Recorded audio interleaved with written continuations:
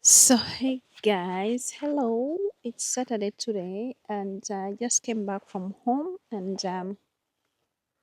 mm, I made myself a cup of coffee and I came and to sit out here. It's very, very beautiful. It's very, very calm. It's one of those good Danish days. A good a good weather day in Denmark is a day when it's not windy because 80% of the time it's always windy. But I just thought we could talk about because some of you guys are always asking me like. How maybe you put Lily outside in the winter? Isn't it cold? Because I think some of you saw we put Lily once. I said, oh, now we put Lily to sleep, and it was outside. And what else? You ask, oh, you guys, how come you're always having flags? You always sometimes I think when I'm driving around you guys you see the flags, people flagging, and in many countries that's not allowed. So I just thought I could make a video on some of the things people do here in Denmark. It's just some of them, there are other things, but some of the things people do here in Denmark that will surprise you. And I think number one is leaving babies outside in prams, and that's very, very common, and thank God for that, that in Denmark people trust each other, and of course things can happen, but yeah, I have never had a baby that has been stolen. People leave the prams out of cafe and they go inside the cafe and sit and have a coffee or whatever. It's very, very normal for people to put babies outside because we have baby alarms, but it's very, very normal even during like very, very cold weathers, winters. People put the baby outside, and the babies they're used to that and they sleep very, very well. So you'll be surprised if you come to Denmark, or if you come to Denmark and you're married to a Dane and then you have a baby and then he says, oh, let's put the baby outside during winter. Don't be shocked because that's very, very normal. And people bicycling everywhere. I don't know like how many people bicycle in Denmark, but bicycling is a very, very big thing here in Denmark. Babies, children, they learn bicycling from when they are very small.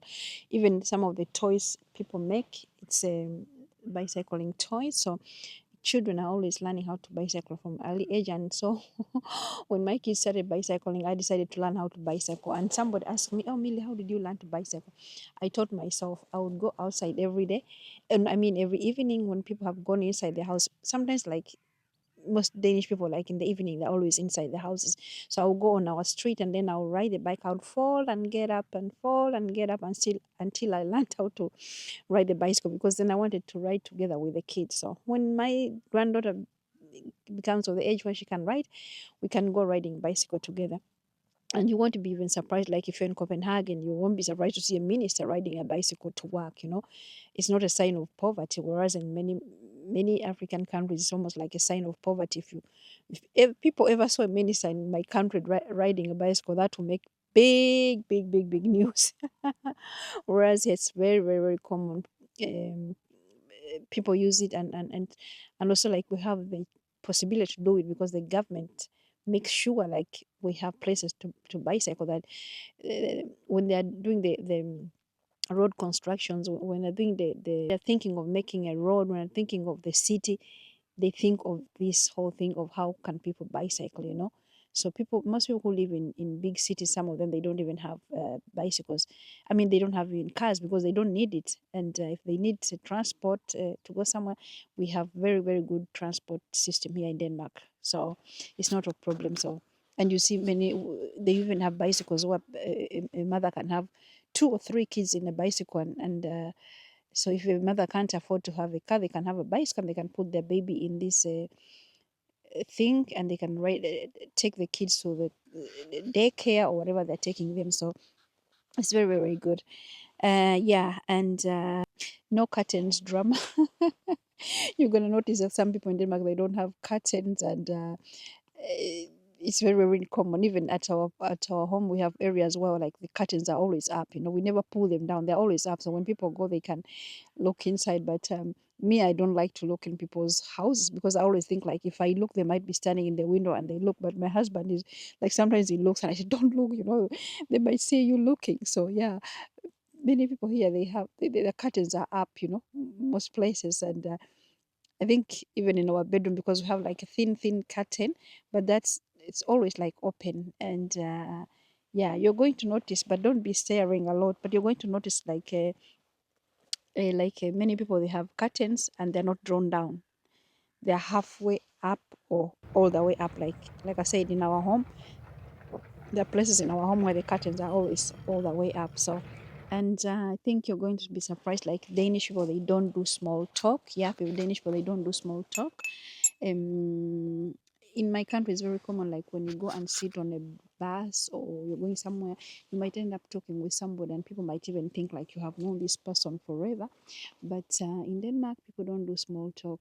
People sit. You're going to sit like you sit on the train. Everybody's going to, especially now with phones, everybody's going to be looking in their phone. Or you might sit next to somebody and be quiet, like you can sit even 3 hours and nobody's going to talk to nobody. That will never happen in my country. Even for like half an hour, somebody will be talking to you like they know you. So that's very, very common. So don't take it personally. Don't take it and think it's has anything to do with you. It's just like people don't do small talks here. Yeah. And yes, people, they do these cold plunges in winter bathing. Yeah, I don't think it's just a Danish thing. I think it's the Nordic thing. I think I'll have a heart attack if I did that. Like, I don't know. Like, I don't know if any are there any Africans who live here in Europe who are doing this cold winter swimming? Let me know, because I could never. You could never even pay me 1 million to go in this cold water. But it's very, very common. I guess it's a Viking thing. People do it and they say it's healthy. But for me, I feel like I will even have a heart attack. So don't be shocked when you see people during the winter time and you're freezing, mm, and they're jumping into the water. And the rubro, I think it's called rye bread in English. I didn't know about that. I first found out about that when I came to Denmark. They love their rye bread, and some of them actually, if they're going somewhere, they even pack it. We can't live without it. And well, some can live without, but it's very, very again, they start eating this as small babies. As soon as a baby can eat, they're introduced to this rye bread. And in many, many countries, you're not going to find this kind of bread. I think some people try to mimic it, but it's never the same. It's never the same. So a real good rye bread, you're going to find it in Denmark. I don't know, maybe even in Sweden. I don't know. Maybe the Nordic countries, but yeah, they love their rye bread. Lunch, many people here, they make their lunch dinners. You're going to find out that maybe 70% of them, they bring a lunch which includes a rye bread. And I think it's a very difficult thing for Africans to learn to eat, because we don't have anything that's similar to it. I had difficult learning to eat it, but now I learned how to eat it, and I eat it. It's okay. It gives me heartburn, so that's why I don't eat it. But otherwise, I like to eat it, and no problem for me. And there's something else I was going to say, like in Denmark, you're going to find many people. I would say maybe 70% of people do pack their lunches, unless they work in big companies where they have like canteens. But 70% of people here in Denmark, they pack their lunches at home. It's called, I think the first thing you're going to learn here in Denmark is meal pack. A meal pack means packed lunch, pack food, So people do that. And yeah, for example, at my work, everybody has a packed lunch. And even in bigger offices, you might even find like those ministers, some of them, they do their packed lunch. And I think people, they love knowing what they're eating. So instead of going to cafeterias, because they can also be expensive, so you're going to be surprised about that. Because I think in my country, in Uganda, most people, they, maybe for the kids, but most people, they buy food for breakfast, for lunch, and yeah, at work. But I also think because it's a little bit cheap, so that's not a problem. And another thing I just found out was like eating early dinner. When I came to Denmark, I was so surprised, like how early people eat dinner, because in my country we're used to eating dinner around 10:30, 9. And here in Denmark, it's like people eat dinner around 5:36. And so I have gotten used to that. So when I go back to and they eat cold bread for lunch and eat warm food for dinner. So when I go back to Uganda, and if I people ask me, "Oh, do you like breakfast?" And then they want to give me warm food. I can't. I can only eat warm food once in a day. I can't do it 2 times, 3 times like people in Uganda do, and they do it and they don't even get like fat. But if I do that here, oh my God, no, I could never. I could never. And some of you were asking about flags. Sometimes you see all these flags. Yes, we flag. We're allowed to flag for big occasions, birthday, wedding, celebrations, anniversaries. You're allowed to flag. And some people, they have these long, they are called stang. I don't know what it's called in, like a big metal thing that's always like in your garden, and you have a small a thing like it's not a real flag, but you have it always there. But then when you have a big, like my neighbor have that, when you have a big celebration, you can just put on the big flag, but you have to take it down again. I know in many in my country I could never do that. Many countries, the flags are only for like embassies and stuff like that. But here in Denmark, like even when the prince or the queen, the royalties, they have birthday, you're gonna see the flags on the buses. So and even home when I have birthday, sometimes Ian surprises me. He wakes up in the morning and I look outside and then there's flags all over the place. So yeah. And another thing, another culture thing you'll be surprised about, like if you have birthday at work, people bring something, like many places when you have birthday, people are supposed to surprise you with something or make cake or whatever. But here in Denmark, if you have birthday, you are the one who has to bring a cake. So if you are working in Denmark, or if you are planning to work in Denmark, or in Denmark and you haven't started working, you have to learn those work cultures. Like when you have birthday, it's your turn to bring something. When people are going away for vacation, they bring candy. Like, oh, I'm going away for a week, they bring candy. So we always, most of the time, you're having candy and cakes and stuff like that, because there's always somebody going away for vacation and there's always somebody having birthday. So yeah, that's a culture. You have to know, like when it's your birthday, you have to bring something to work, anything. So guys, another thing Danish people do that to find very weird if you're not prepared is jumping into the new year. Yeah, during New Year, just before midnight, you're going to see some people do. I don't think in our family we don't even do that, but you're going to see some people, they stand up in the chairs or something to jump into the new year, because they say it brings good luck. If you jump into the new year, it's not because people are drunk; it's a tradition, and yeah, I guess it's good. They say it brings good luck, but I don't know how lucky you are if you fall and break your leg jumping into the new year. So don't be surprised when you are on celebrating New Year with the friends and then you see them jumping. I think another thing that I thought was so funny, because I had a friend of mine who was from Uganda. She was getting married to a Danish person, and we were invited, but I think there were more African people than there were white people. And then when and then suddenly something happened, and I could see, it seemed like I was the only one who knew about this tradition. It's like people start banging like on the tables. People start banging on the tables, or like beating with their spoons on the cups or whatever. They start making some noise, and it means like the groom and the bride are supposed to go under the table and kiss or something like that, or you're supposed to kiss, and they can do that so many times. So this friend of mine, her husband had, I guess, not told her about this. I don't understand. He had not told her about this, and she seemed like, what is happening? What is happening? I could see many other African people were like, what is going on? What is going on?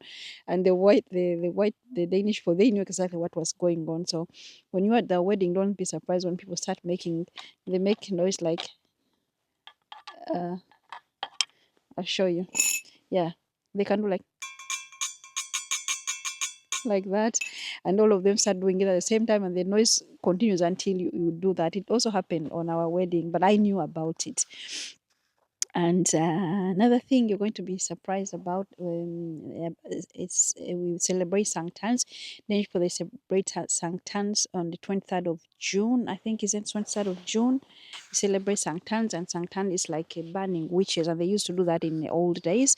Like they used to burn witches. I don't know if they used to burn them on that day, but these days they just burn like dolls, and they make a fire, and people are sitting and singing some songs, and having a drinks and all that. It's more like, actually, it's more like a cozy time and family time and stuff like that. And sometimes they have these fireplaces in towns, and many people come, and yeah. So it's not really about, it's a tradition, but they're not burning really witches. And I don't think we think about it like that. It's a tradition that has been going, and people still do it. And yeah, don't be surprised when you see some kind of a doll hanging up and then being burnt. It's nothing. It's just a tradition that has been here for many, many, many, many years. Yeah, because in old days they actually used to burn witches for witches for real. I think I showed you one of my videos where in one of the towns where I think it was there's a house, they can show like this guy, the wife got burned. I think she was the one of the last one to be burned in that town or something like that. I can't remember, but yeah, don't be surprised when you see that. Another thing is the special Easter letters. They are called the Gekebel, you know. People write these letters, and I think they say this has been here since in the 18th century, where the young people they write these Gekebel or Easter letters, and I think that when they write them, they make dots. For example, my name is Millie. I'll make the dot like MILL. That's 5 dots. So if the person you have sent the letter guess your name, then you owe them an Easter egg. For example, if my daughter could make a Gekebro to me for Lily, and then if I guess it was Lily, then they owe me a Easter egg. But it's most normally, I think it's younger people who are doing this and sending it to their grandparents and parents and stuff like that. So yeah, and if I can't guess the name, then I owe the person an egg or chocolate, something, Easter egg or Easter chocolate or something like that. Yeah. Yeah, and there's another thing called Joy Day in Denmark. Joy Day, I think it stands for Julebox Day. Julebox Day. It means my Christmas brew day. And I think they said it was introduced by Tubo in 1990 to launch the Christmas beer, and it falls on the on the first Friday. Yeah, it falls on the first Friday of November every year, and yeah, you're going to find people out drinking Christmas beers in the town. So you're going to see people, if you hear people saying yoide yoide, and you're wondering why people are drinking beer and everything. Yes, because they're it's the tradition that they drink the Christmas. It's the first day they drink the Christmas beer, and yeah, but be careful because they said these Yoi Day beers, they're very very strong. I heard that they're stronger than normal beers. So guys, do you have some of these traditions I talked about, or are all these strange for you and it's the first time you have heard about them? Let me know in the comments. And yeah, for me, some of them, they were like very strange, especially that like putting the baby outside, that I had to get used to. And I think I was so surprised how quiet people, or how people don't interact a lot, because coming from Uganda, like people really really interact. Like I remember one girl, she was a Danish girl, exchange nurse student, and she wrote back when she came, she was so annoyed when she was in Uganda because people kept talking to her. I was like, wow, imagine being annoyed, people trying to talk to you. So this person has grown in Denmark, and this is how she's grown up, and people talking to her just made her upset. And I'm not saying all Danish people are like that, but the way Danish people are so close and um, don't want to be bothered, I guess. Yeah, so don't think when you're African, don't think like when you come here, everybody wants don't bother them. If people show you they don't want to be bothered, don't take it personally. It has nothing to do with you. So guys, let me know what you think. I have really, really enjoyed sitting here talking to you. The weather is so beautiful. beautiful. It's wow. We are in October, and how am I sitting out here, me African girl, with just my arms out? It's 5 o'clock. It's absolutely beautiful, and I don't even want to go home. So I'm going to sit here for a little while, and then I'll go home. And Yan is not home. I'm home by myself. So, yeah. Thank you for watching, guys. Leave some comments. Do you know some of these traditions? If you move like to USA, or you moved to Sweden, or you moved, I don't know, to German, do you have some of these traditions, or like you, my American followers, this is all new to you? Leave the comments, guys, and yeah, thank you for watching, and I guess I'll see you in another video. Mwah.